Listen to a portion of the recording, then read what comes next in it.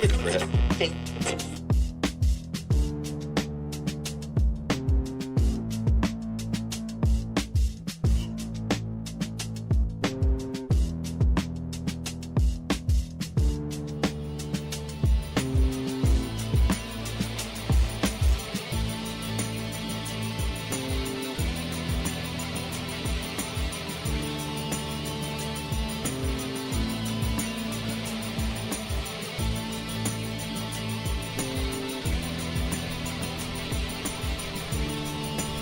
Well, happy Tuesday. Bishop on air, live and right here, YouTube, X, Facebook, with you each and every weekday morning. Was off yesterday, Martin Luther King Jr. Day.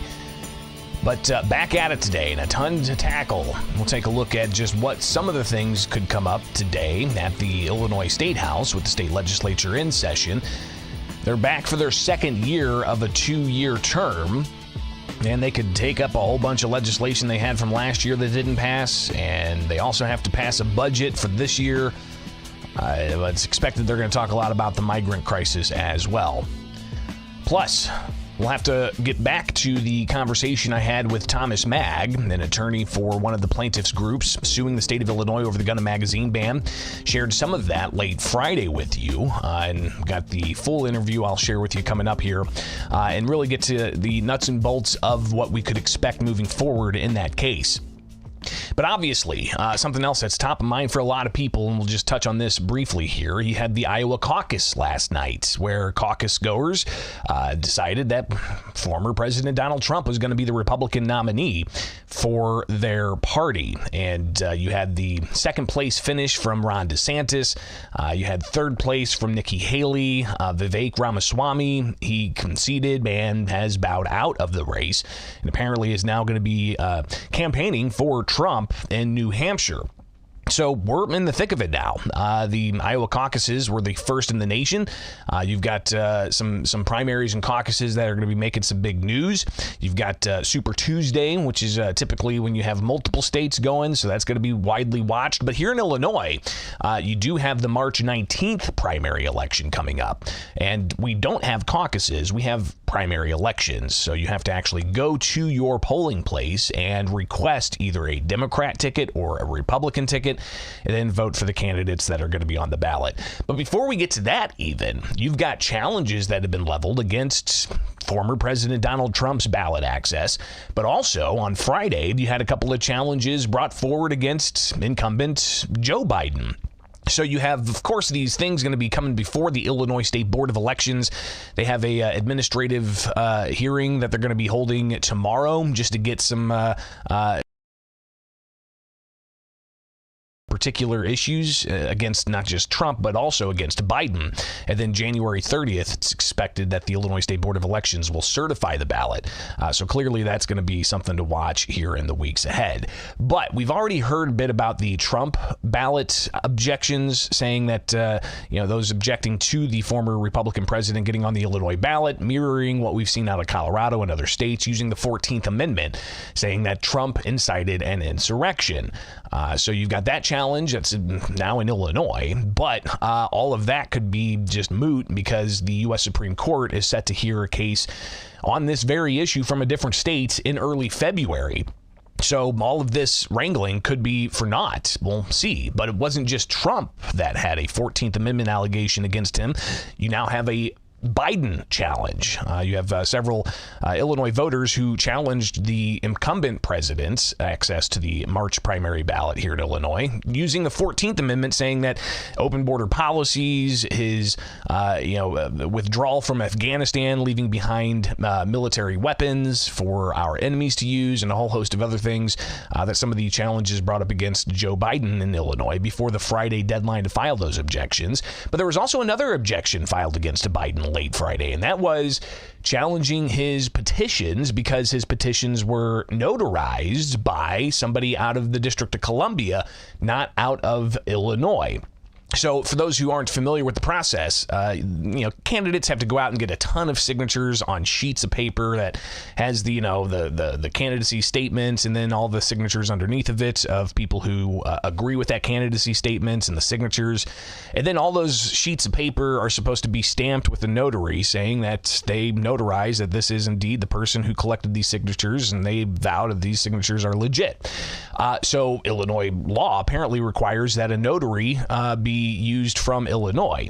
Well, somebody saw that Biden's notary was not, so they challenged that. And apparently even Trump's nominating petitions don't have an Illinois notary, but nobody apparently challenged Trump on that, at least that we know of so far.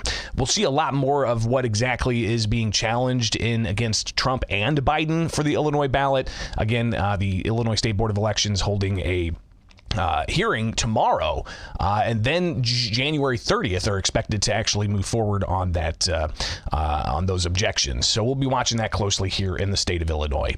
So just wanted to get that out for you. Of course, the election and the caucus is top of mind for people, and I wanted to make sure you understood where we're at in the state of Illinois with all of these issues.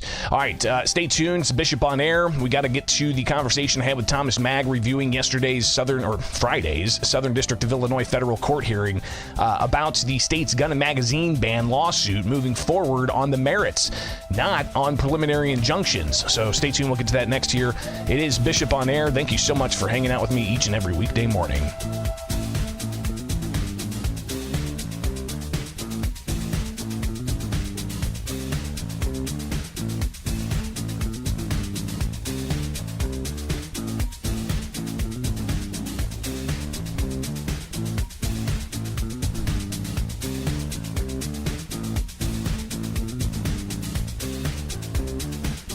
Despite plaintiffs' groups wanting the state to ultimately have a stay on a lawsuit against the gun and magazine ban, you've got a judge saying, no, we're not gonna delay this. Welcome back, Bishop on Air. I'm Greg Bishop. Thanks for hanging out with us each and every weekday morning. Talked with Thomas Mag. He is an attorney for the Langley plaintiffs in the case challenging the state's gun and magazine ban, and he gave us a little bit of an overview of what happened on Friday in a scheduling conference. And if you saw the show on late Friday, I did do an update just to let you know how that case played out. And if you follow me on Twitter, you can see that as well. But ultimately, the headline is Judge Denies Delaying Case on Merits of Illinois' Gun Ban Challenge. And what had happened was the judge called the case to order, and then proceeded to ask the various plaintiffs groups what they're dealing with, and what kind of witnesses they're going to have, what kind of expert testimony they're going to have. And then the plaintiffs groups essentially said, hey, we actually want to hold off on the merits so we can ask the U.S. Supreme Court to intervene again. And the judge said, not going to happen. He said that they're going to move forward with this and focus on the merits. I connected with attorney Thomas Mag, who is one of the plaintiffs group's attorneys, who said that they don't want to hold off on this and they do want to get to the merits on all of this. Here's Thomas Mag from a conversation I had with him on Friday with an overview of what transpired in that scheduling conference. What happened today is there's a scheduling conference in the assault weapons ban case in Southern District of Illinois in front of Judge McGlynn. Judge McGlynn, from my perspective, made it clear that it was his desire to get to the merits of the case and to get the case rolling on other than just preliminary matters. The case has largely been tied up for a year plus on what he called, and I agree with him, preliminary matters. It sounded like the state and several of the plaintiffs' lawyers wanted to delay the case further. The judge was having none of that, and I agree with the court that the case needs to proceed. The court has directed the parties to confer amongst themselves and has reset a status date in about 3 weeks, with the clear expectation that the parties will come up with a discovery schedule for a trial on the merits. And if I recall, if you watched on Twitter as I posted live updates of that scheduling conference, the next status hearing is going to be February 2nd. But you do have before then the state having to respond to MAG's Fifth Amendment argument claim. And that's coming up January 19th. So just in a handful of days here, we'll have the state's response to MAG's challenge on the Fifth Amendment grounds. But what all is going to be debated on the merits here? MAG laying out his expectations after Friday's scheduling conference. It sounded to me like the judge thought he would probably be ruling before the evidentiary hearing on the Fifth Amendment issues, but it sounded like any issues that are before the court will be tried at the evidentiary hearing to the extent that they haven't been decided already. So the judge, Stephen McGlynn, in this case on Friday, he said that he's not going to delay. He's going to move forward expeditiously and wanted to look at each individual firearm as to whether it's banned or not. And MAG kind of illustrating some of what that could look like moving forward. For instance, the Seventh Circuit made note that pocket pistols are clearly protected by the Second Amendment, but the pistol that I carried before the ban, a .22 caliber Beretta, is banned by PICA. So if per the Seventh Circuit, pocket pistols are allowed to be owned and carried, why can't I carry my Beretta .22 pistol just because it has a threaded barrel? That's absurd. Granted that there might conceivably be something that's banned, I'm not sure what, that might not be protected by the Second Amendment. And I think it's very clear that the court wants to go through the list, and are pistol grips banned? Are collapsing stocks banned? Are threaded barrels banned? That's my reading of it, and I think that's appropriate.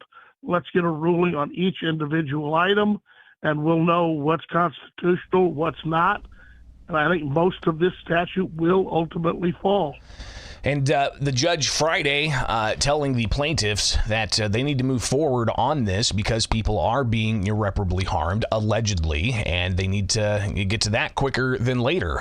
But you had the plaintiffs groups, except for MAG, that were saying that they want to hold off on moving forward so that they can judiciously get the Supreme Court of the United States to review the case, despite the Supreme Court having already denied reviewing the case without the full record being on the table.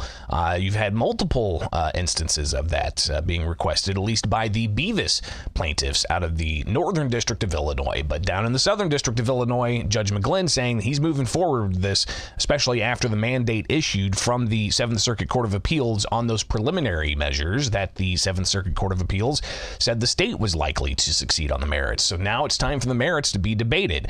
But just because you file a request to the U.S. Supreme Court doesn't mean that the U.S. Supreme Court's going to take that case, and that's why MAG says they have to move forward with this. Absolutely. I mean, the plaintiffs groups, as I understand it, all of them intend to, including myself, intend to file a petition for a writ of certiorari in the Supreme Court.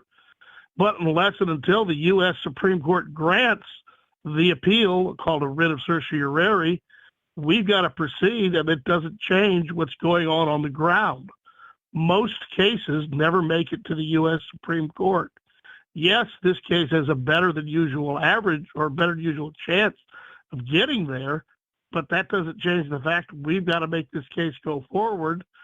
And in the event the Supreme Court doesn't take it, we've got to prepare a record and prepare a trial and prove our case in accordance with what we believe the law is. Again, something else that the judge noted was that all of the preliminary actions in this case have lasted a year and hasn't really moved things forward. And now that those preliminary actions, we see the indication the Seventh Circuit Court of Appeals is taking, then you've got the merits that need to be dealt with. And the judge even saying that people allegedly are being irreparably harmed, and that's something that MAG reiterated. Right now, as I understand it, there were about 28,000 people total in the state of Illinois who have registered something. There are 2.4 million FOID card holders, as I understand it, in the state of Illinois. The bottom line is this. That means there are millions of people in the state of Illinois that right now are in violation of the PICA statute. Whether those are felony violations or misdemeanor violations might depend, but our governor and the legislature have made felons out of millions of Illinois citizens. And that needs to be addressed sooner rather than later. But just how soon will the evidentiary hearings move forward? We'll be watching that closely in the weeks ahead, but MAG has some predictions on the trajectory of the case and the timeline. It was clear from what Judge McGlynn said that he said the lawyers should not plan on missing any breaks over the summer. Sounds to me like that the judge wants to have a trial on the merits before June. So, a trial on the merits before June. A year and a half after the Protect Illinois Communities Act was put into effect, banning all sales of certain semi-automatic firearms and magazines and attachments over certain capacities and so on. But there's also that registry where you have around, 30,000 people telling Illinois State Police they have a banned item. Well, we'll watch that closely, but we'll also look at what the Joint Committee on Administrative Rules does today. They do meet in Springfield, and you have the second notice rules from Illinois State Police for the gun registry where the deadline was 16 days ago. So will the second notice rules clarify some things? We've already gone through some of that, but we'll review ultimately what the Joint Committee on Administrative Rules does today on this issue. So stay tuned. A lot more coming up with Bishop on Air each and every weekday morning. Appreciate you guys hanging out with me. All right, like, subscribe, hit that notification bell, buy some merchandise, support the show. Just hanging out with you in my home office before I head off and watch what happens at the Illinois State House.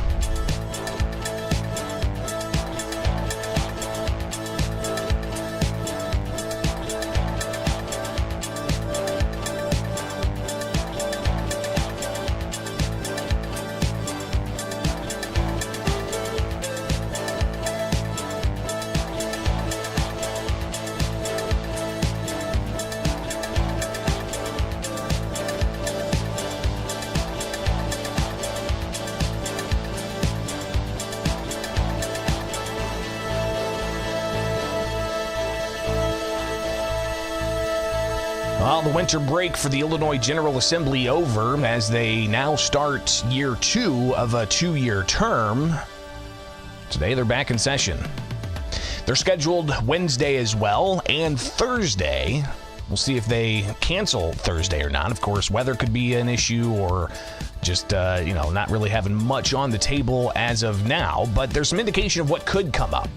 Especially in the first few weeks of session. And again, they're in this week for 3 days, then they're off until early February, and then they come back for a few weeks, and then they're off. And then they come back in earnest in March and April and May. So we'll be watching all of that and bringing you updates on letting you know what's going on at the Illinois State House. But some of the things that could come up, of course, you've got the Joint Committee on Administrative Rules, that legislative body that oversees administrative rule making, and they're set to hold a hearing today. This morning. It's going to be the first thing out of the gate. It's going to be interesting to see what they do with the Illinois State Police emergency rules concerning the gun ban registry. You had the initial rules filed on September 15th. The registry opened October 1st. All these lawsuits still pending. And we got updates throughout the 3-month window that the registry was open, and saw that indeed about 1.2% of Illinois firearm owner ID card holders actually registered banned items. Others speculates that if you extrapolate different data, you could possibly get up to 4, maybe 8% of those who have banned items actually complying with the registry. So it'll be interesting to see if the second notice rules from Illinois State Police come up at the Joint Committee on Administrative Rules. So there's a couple of things they could do. The Joint Committee on Administrative Rules can either object to those rules, suspend those rules, or agree with the rules, and then they go into effect.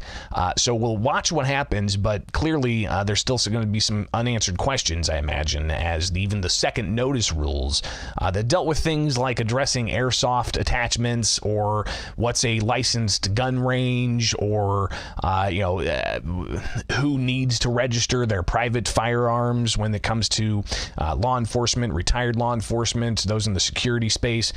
So just mounting questions, including what exactly constitutes, a banned item. A muzzle brake, a flash suppressor, a pistol grip, where that's attached, whether it's attached, does that matter? Do you need a FOID card in order to register banned items? So you've got all of these things in place, but Illinois State Police have said that they're going to keep the registry open, which has raised red flags for other people as well. So the Joint Committee on Administrative Rules, I'm expecting that they will ask a lot of questions of Illinois State Police, or they may not bring it up at all, which would be interesting, and then they just delay the process a few more weeks until next month's JCAR hearing. So that's going to happen today. But you also have a bunch of different news conferences that are expected. One's going to deal with a commission to evaluate Illinois' role in the Underground Railroad.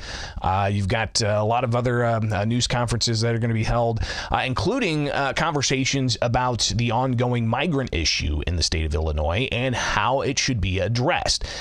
Not just with the humanitarian crisis, but also the taxpayer funds that are involved here. Last week, Governor J.B. Pritzker, he was asked about what to expect when it comes to funding for the ongoing migrant crisis. Here's some of what he had to say last week. It does not need to happen right away, but suffice to say, I've brought this up to leaders. They haven't wanted to bring it up yet. I do think it's going to be important for to deal with the costs here. That are rising all the time, or at least the toll is rising, and we're all working together to try to meet the demand. Is there a dollar figure you're looking at? I'm sorry, say it again.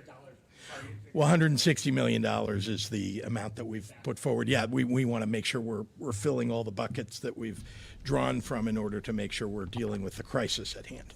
So again, that was last week, the governor talking a little bit about the spending side of the migrant crisis, but also last week, widely publicized, Governor Pritzker sending Texas Governor Greg Abbott a letter asking for mercy, especially with the absolutely frigid temperatures in Illinois.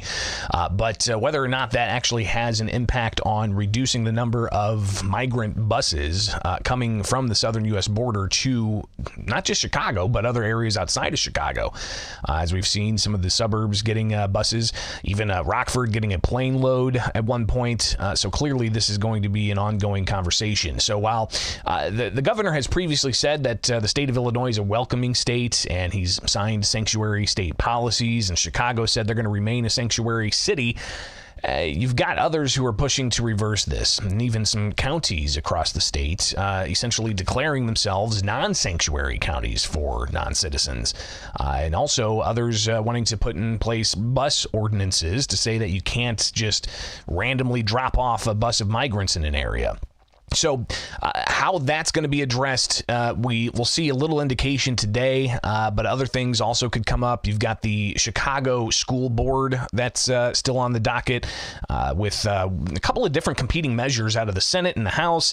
And it was a little confusing for fall veto session back in November whether or not they advanced a cohesive idea to bring about elected Chicago school boards. So we'll be seeing what happens with that as well. But just some of what could take place today at the Illinois General Assembly as lawmakers come back into session. So clearly it's going to be a busy couple of days here, and tune in. I'll keep you updated each and every weekday morning here with Bishop on Air. Follow me on X, formerly Twitter, or Facebook. Search Bishop on Air. But I would encourage you to bookmark, even if you're not on X, bookmark my page, because there I'll be posting regularly with various updates. So there you go. That's what you got for this Tuesday morning. I'm Greg Bishop. Thanks for hanging out. Follow along Bishop on Air here on YouTube, X, Facebook. You can find my website, bishoponair.com. Hopefully you will check that out as well. And then check out the store. If you like what I'm doing, you could buy some merchandise and a coffee cup, sweatshirt, baseball cap, even an apron, if you can find that on the store. So appreciate you guys hanging out with me each and every weekday morning. We'll be back at it tomorrow morning here with Bishop on Air.